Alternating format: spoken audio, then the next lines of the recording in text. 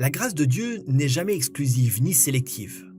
Il a tant aimé le monde qu'il a donné son Fils unique, afin que quiconque croit en lui ne périsse pas, mais ait la vie éternelle.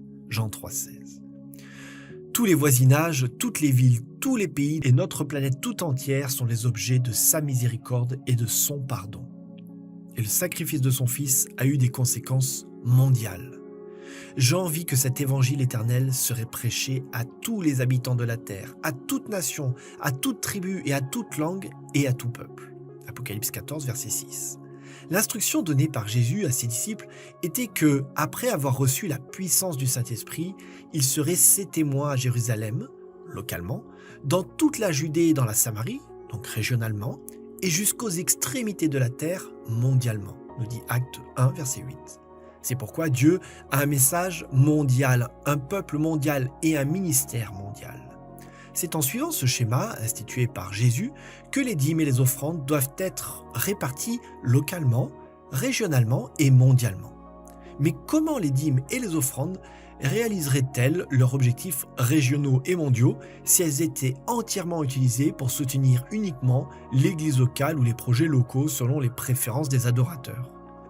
Tous les besoins missionnaires locaux, régionaux et mondiaux sont également importants dans le grand plan de Jésus et doivent être soutenus financièrement par ses véritables disciples. Ellen G. White déclare que l'argent du Seigneur doit être utilisé non seulement dans votre voisinage immédiat, mais dans les pays éloignés et dans les îles de la mer. Si son peuple ne s'engage pas dans cette œuvre, Dieu ôtera certainement le pouvoir mal utilisé. Nous trouvons cela dans Témoignages pour l'Église, volume 7, page 215. Les dîmes et les offrandes sont les éléments essentiels du plan divin pour l'avancement de l'œuvre du salut à l'échelle mondiale. Elles doivent encercler la terre pour que l'Église puisse accomplir la tâche que Jésus nous a confiée à tous.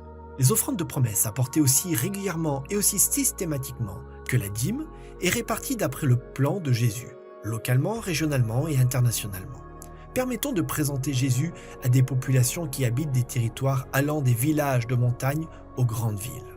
C'est en suivant le grand plan de Jésus, tel qu'il est décrit dans Acte 1, verset 8, que le plan des offrandes combinées suggère que 50 à 60% de vos offrandes totales de promesses soutiennent l'œuvre missionnaire de votre église locale, que 20 à 30% contribuent aux initiatives missionnaires régionales de votre fédération, union et division, et que 20% soient attribués au Fonds missionnaire mondial ou budget mondial qui soutient financièrement les missionnaires, missions, programmes, projets et établissements d'enseignement d'outre-mer, l'accent portant sur la préparation d'un plus grand nombre de missionnaires. Ensemble, nous pouvons faire plus, aller plus loin et plus vite. En apportant notre dîme et nos offrandes de promesses, qui représentent nos offrandes régulières et systématiques, puissions-nous mettre nos désirs à la dernière place et Dieu à la première.